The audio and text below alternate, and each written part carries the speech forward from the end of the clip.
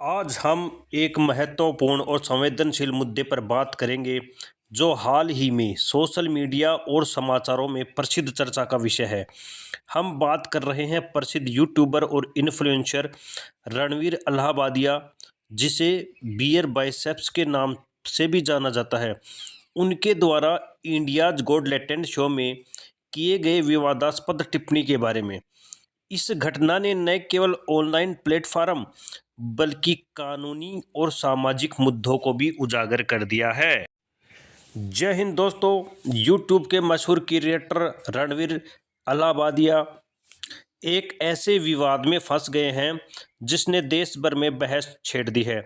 India's got talent show में उनके एक अश्लील सवाल ने न सिर्फ सोशल मीडिया को हिला दिया बल्कि महिला आयोग और NHRC, national human rights commission, राष्ट्रीय मानव अधिकार आयोग जैसी संस्थानों को भी एक्शन में लाकर खड़ा कर दिया।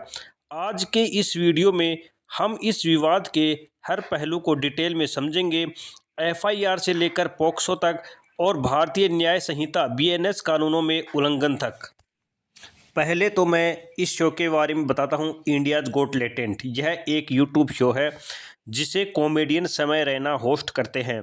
इस शो में विभिन्न कंटेंट क्रिएटर्स और सेलिब्रिटीज़ शामिल होते हैं जो अपने कॉमेडी हास्यप्रद विचारों से लोगों को हंसाते हैं। हाल ही में रणबीर अल्लावादिया ने इसके एक एपिसोड में शामिल हुए प्रतियोगी से अत्यंत आपत्तिजनक सवाल पूछा। उसने पूछा, क्या आप अपने माँ बाप को हर दिन सेक्स करते देखना पसंद करेंगे या एक बार उनके साथ शामिल होकर इसे हमेशा के लिए समाप्त करना चाहेंगे। इसके बाद तो सोशल मीडिया पर तूफान आ गया। इसके बाद सार्वजनिक टिप्पणियां आनी शुरू हो गई। यह सवाल जिसे डार्क कॉमेडी के नाम पर पूछा गया तुरंत वायरल हो गया। नेटिजन्स ने इसे अस्वीकार्य, महिलाओं की गरिमा के खिलाफ और बच्चों के मानसिक स्वास्थ्य के लिए हानिकारक बताया। शो के होस्ट समय रैना और अन्य जज ने इस पर हंसी बनाई जिसने आग में घी डालने का काम किया। एनसीडब्ल्यू और राष्ट्रीय मानव अधिकार आयोग ने इसे पॉक्सो एक्ट, बच्चों का यौन शोषण से संरक्षण और भारतीय न्याय संहिता के उल्लंघन में रखा। साथ ही आईटी एक्ट के तहत ऑनलाइन प्लेटफॉर्म को नोटिस भेजे गए। अब इस पे एफआईआर भी दर्ज हो गई। असम और मुंबई पुलिस ने रणवीर अल्लाहाबादिया और समय रैना, आशीष संसलानी समेत 6 यूट्यूबर्स के खिलाफ केस दर्ज कर लिया। इसके बाद राजनीतिक प्रतिक्रिया आना तो स्वाभाविक था। महाराष्ट्र के चीफ मिनिस्टर देवेंद्र फडणवीस ने कहा, अभिव्यक्ति की आज़ादी की सीमाएं होती हैं। दोस्तों, यह बात तो सही है।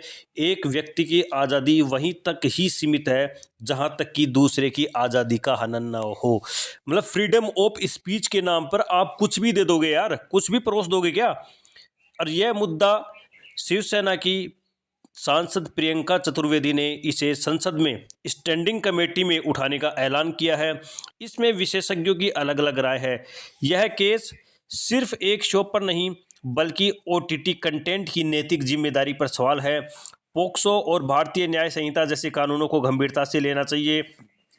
नीलेश मिश्रा जैसे क्रिएटर्स ने डार्क कॉमेडी की आलोचना की और समाज पर पड़ने वाले दुष्प्रभावों का उजागर किया।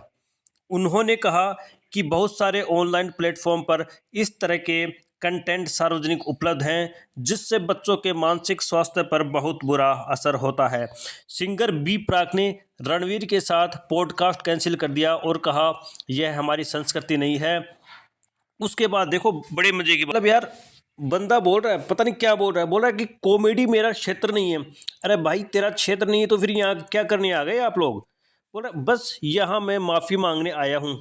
और बोलते हैं, ज्ञान की बात सुनो, परिवार वह आखिरी चीज़ है जिसका मैं कभी अनादर नहीं कर सकता। मुझे इस प्लेटफॉर्म का बेहतर उपयोग करना चाहिए। तो ये बात पहले सोचनी चाहिए ना भाई। वो बोल रहे कि मतलब मेरा कमेंट अनुचित था और फनी भी नहीं था, कॉमेडी मेरी ताकत नहीं है, फिर आप करने क्या आ गए। इसके बाद नेटिजन्स ने यूट्यूब पर एपिसोड को हटाने की मांग की, लेकिन शो का कंटेंट अभी भी एक्सेसिबल है। ब्रांड्स और कॉरपोरेट ने रणवीर के साथ काम करने पर रोक लगाई। अब देखो इसमें ओटीटी की सीमाएं क्या हो सकती है। फ्रीडम वर्सेस रिस्पॉन्सिबिलिटी, क्या कॉमेडी के नाम पर अश्लीलता को परोसा जा रहा है। यूथ पर भी प्रभाव पड़ता है, बच्चे आसानी से ऐसा कंटेंट देख सकते हैं जो उनके मानसिक विकास को नुकसान पहुंचाता है। अब सेंसरशिप पर भी सवाल उठना स्वाभाविक है। क्या सरकार को ओटीटी प्लेटफॉर्म पर सख्त गाइडलाइन लागू करनी चाहिए। यह घटना हमें सोचने पर मजबूर करती है। हम ऑनलाइन प्लेटफॉर्म पर किस प्रकार के कंटेंट को कंज्यूम करते हैं और इसके समाज पर क्या प्रभाव पड़ते हैं। यह विवाद सिर्फ यूट्यूब तक सीमित नहीं, यह हमारी डिजिटल समाज की नैतिकता और कानूनी ढांचे पर सवाल उठाता है। अगर आपको यह लगता है कि ऑनलाइन कंटेंट को रेगुलेट करने की जरूरत है तो कमेंट में हाँ लिखें। वीडियो पसंद आए तो लाइक करें, शेयर करें और हमारे चैनल को